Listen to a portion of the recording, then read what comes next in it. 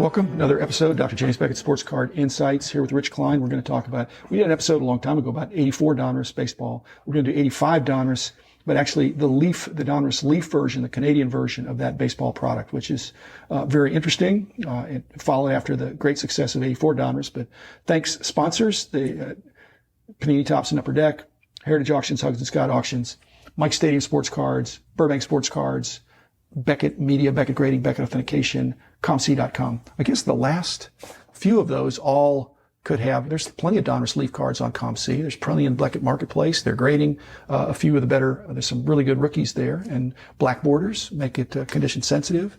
The card shops would handle those, although there'd be less of those than the American counterpart. And even Panini would be Panini would be able to replicate in some sense, or nostalgically. They still use the Donruss name, so even that has some relation to Panini. Yeah.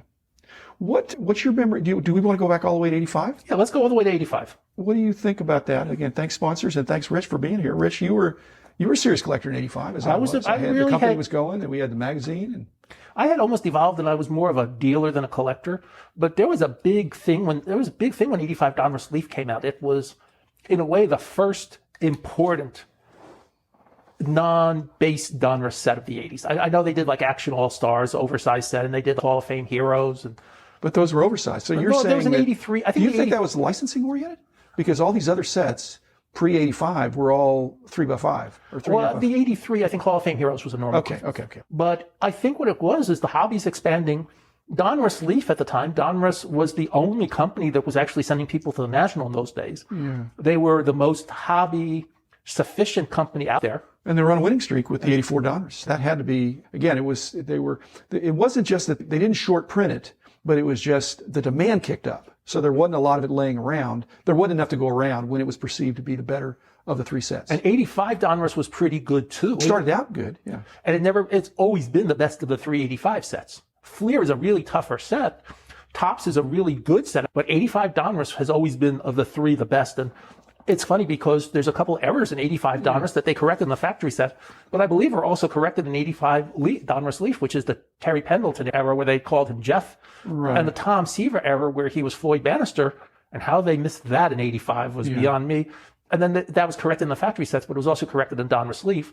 But you had good rookies in 85. Not all the rookies of 85 are in the Leaf set, but enough where they're still good.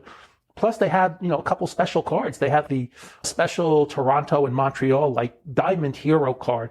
And Dave Stieb and Tim Raines. Okay. But one of the things, going back to the history and the rookie card phenomenon, which was really obviously taking hold there, it's interesting that the three key rookie cards in the 85 Donruss-Leaf, being Clemens and Puckett and Gooden, they all had extended rookies from the traded and extended sets of Tops and Fleer. And so did that take a little luster off their 85 rookie experience? Not really. Or were they still, I think in those days it was still considered the rookie card was the card that was issued in wax. Especially because the 84 Fleer update was pretty limited. Yeah. And so the 85 cards were very popular because the hobby was just taking off. It's like having cards. It wanted more sustenance. It wanted more.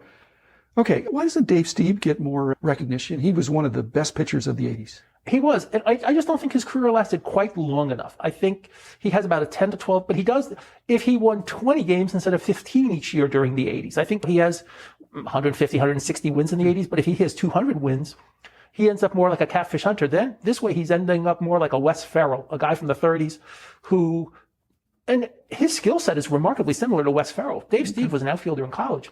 He would have been a good hitter in the National League. Right.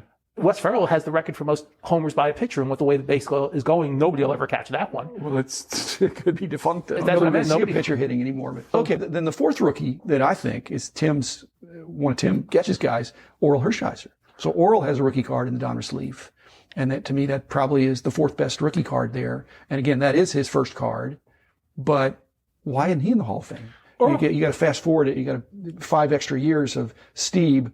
So then Orel kind of had not necessarily a 10-year, he actually had a 6 or 7 or 8 year really outstanding streak. And then he got injured and then he came back and he wasn't great, but his career numbers are decent. Yeah. And his peaks were stellar. Orel basically willed to some extent the Dodgers to the 86 World Championship.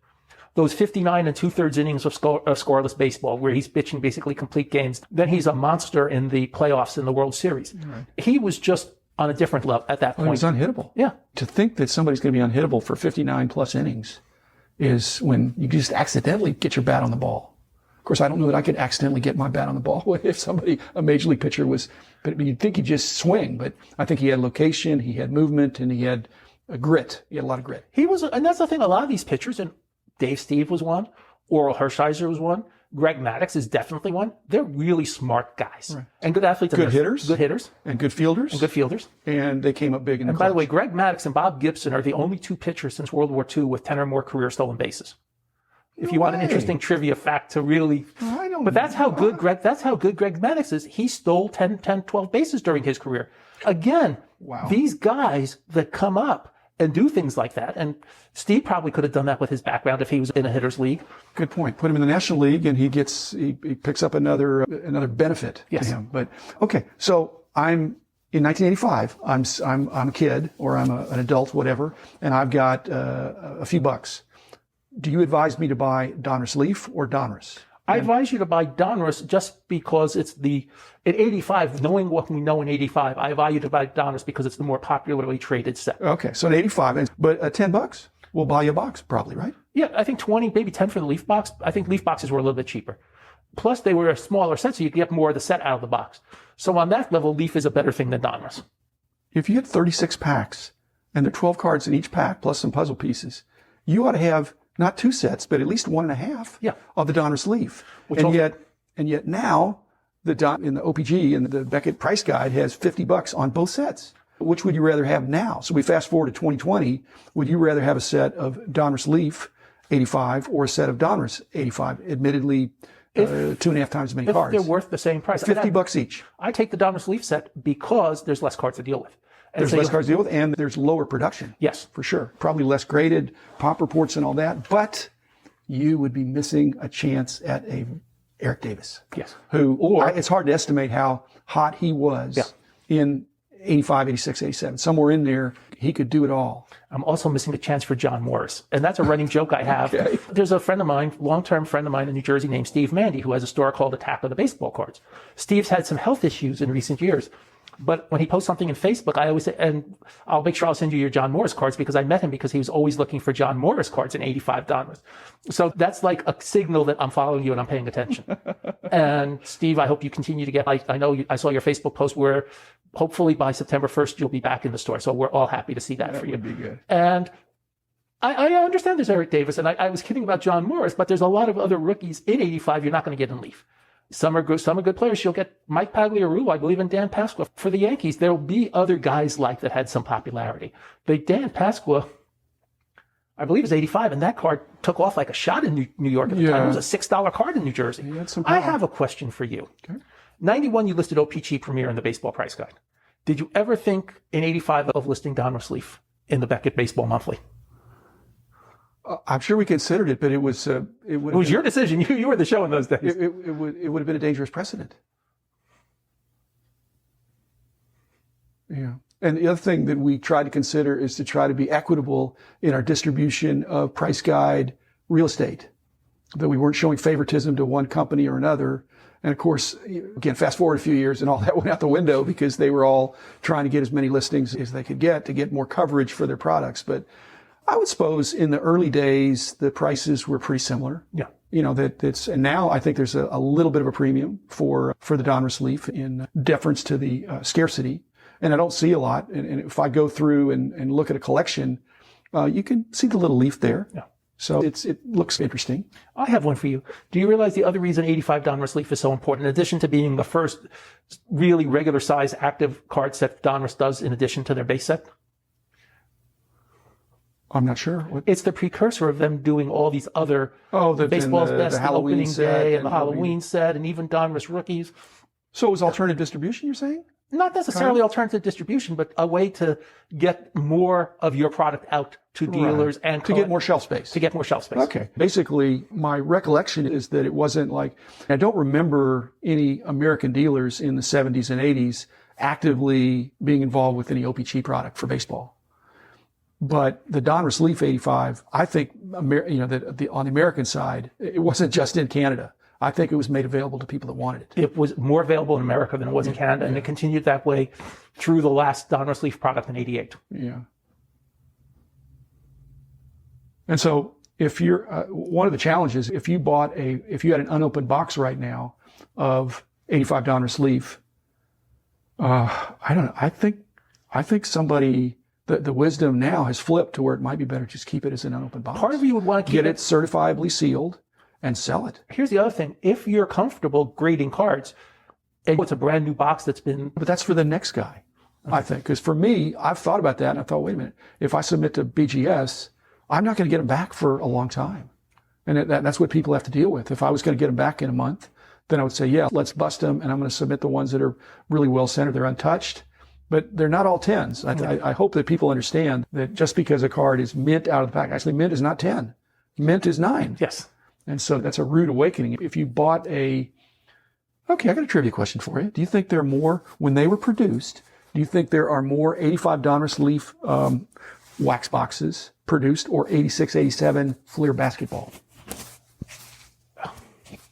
85 Leaf never got reduced, but I probably think there was probably equidistant on those. I'd be hard. The over-under, I wouldn't know which way to bet. Yeah, so that's why I'm saying probably, yeah. But it just shows but frankly, more for an 85 Clemens, 85 Donruss-Leaf Clemens, which would probably be the top, or Clemens or Puckett, but probably. Clemens is a level ahead of Puckett. So Clemens, are there more of them out there than there are 86, 87, Fleer rookie cards? I don't think so. But here's the other thing. If you have a Jordan, if you're looking at pop reports, I guarantee you there's going to be more Jordans than there are Clemens. On the pop reports, it's got to be no contest. But so that might suggest there's more of those. And if that's the case, then 85 Donruss-Leaf is probably an interesting, even more interesting set. And it's an interesting that it's not overproduced in an era where there were a lot of overproduction. It's just before the real cusp of what I call the overproduced era. Yeah. 86, yeah. I use 86. 85 was better than 86. I use 86 to 86 was better than 87. I use 86 to 94. And then past 87, I don't know that it mattered that much. Which is unfortunate, and again, people say, what was going on there? They were producing a lot, but it wasn't very expensive. It wasn't like nowadays, the cards are just going up in value. You also had no autographs you had to get. You didn't have to get relic pieces. You didn't have to get jerseys or bats or cleats or anything else to put on the card. You just made the card. Your biggest expense was the photos. And you were already using the photos, so you didn't have really an expense on the photos, maybe one or two photos, and that was it you had to buy. A group deal, yeah. And the Donruss-Leaf with the 264 cards, of which is the same artwork. My guess is it wasn't like Leaf, like OPG was a separate company. Yes. And so there was a license deal. Donruss-Leaf was just a brand within Donruss. Or actually, I think the company was called Leaf. Anyway, a tie-in to the original Leaf, so from back in the 40s. Thanks, Rich. That's the end of our time. Thanks for reminiscing about 1985 Donruss-Leaf. Great baseball set, still very attractive, very collectible, and a worthy set and product for us to reminisce about. So thanks, collectors. Thanks, listeners. Be back again tomorrow with another episode.